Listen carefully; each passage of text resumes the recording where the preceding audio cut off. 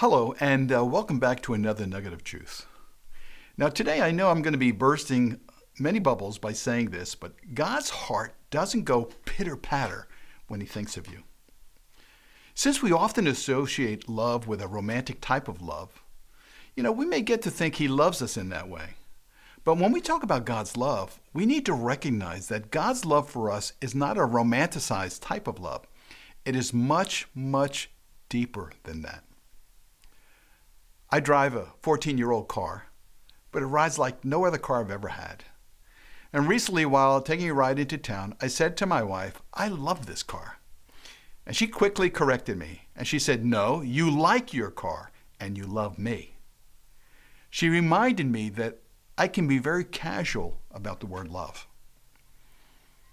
See, many of us throw around the word love without thinking about what we're really saying. If I say I love you, the phrase means different things to different people. If I say it to my wife Dee, she knows that I'm speaking in a romantic sense. If I say it to my children, they know I mean it as a parent. And if I speak to my closest friend Frank, he would understand that I mean it as a brother. Now, this poses an important question for us.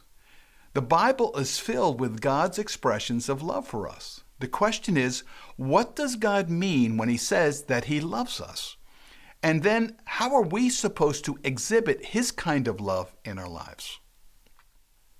As we've said in the last post, the New King James Version of the Bible uses the word love 230 times. In the original Greek language, there are at least 4 words for love, and each is translated as the word love in English. The first is the word eros, which is a romantically based kind of love. The second is the word storge, which is family-based, relationship, relatives, etc.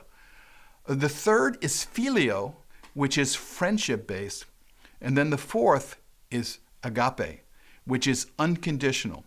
It's based upon a decision to love. I like to say, living your life for someone else's good. Now notice the first 3 definitions or the first 3 words are connected to very strong emotions or feelings. Eros, for instance, is romantic, passionate love, feelings between a man and a woman. Storge type of love is that feeling that blood is thicker than water, or that family kind of love that we have for those that are close relatives. And then filial love is that feeling that you have towards your BFF, your best friend forever. But agape, on the other hand, is not based upon a feeling or an emotion. It is the love of decision or a commitment. Agape love is a decision to love. Now, we often hear of people who fall in love and then fall out of love. So many marriages and relationships are based solely on eros or a romantic type of love. A relationship that's based on eros alone will not last. What must follow eros is agape. Agape is the decision to love, to live sacrificially for someone else. A conscious decision to live your life for that person's good. So, what are the characteristics? How do I recognize agape love? Well, we can find the answer in the love chapter of the Bible, and that's 1 Corinthians 13, verses 4 through 8. And it says, "Love suffers long and is kind. Love does not envy. Love does not parade itself, is not puffed up. Love does not behave rudely, does not seek its own, is not provoked. Love thinks no evil, does not rejoice in iniquity, but rejoices in the truth. It bears all things, believes all things, hopes all things, and endures all things. Love never fails." As you can see, these traits probably don't come naturally to us. In the natural, we tend to bestow our love on those we feel deserve it. It's easy to love the lovable, and so hard to feel love towards those that we decide don't deserve our love. But let's take the time to examine the love verses in more detail. And let's see how we stack up to agape kind of love. We're going to break it up into 6 points. The first point is that love suffers long or is patient and is kind. So the question is, are you patient for long or do you have a short fuse? Are you caring, compassionate, and gentle while being patient? Number 2 says, love does not envy. Love does not parade itself. And the question is, do you resent others who have what you don't have? Do you pretend to love in order to impress others? Number 3, love is not puffed up or proud and haughty.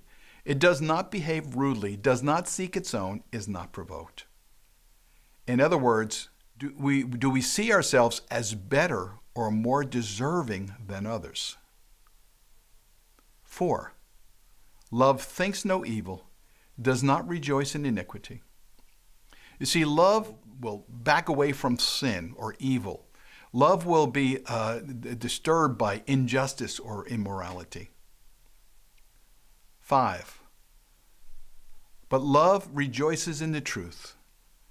Love bears all things, believes all things, hopes all things, endures all things. You see, agape love always sees the cup as half full and not half empty. Agape love always wishes the positive and not the negative. And 6, love never fails. And love, at least agape type of love, never fails because it's not based on what I can get from someone else. Whether they show love to me or not, I still choose to love them. That's living your life for someone else's good. That's agape love.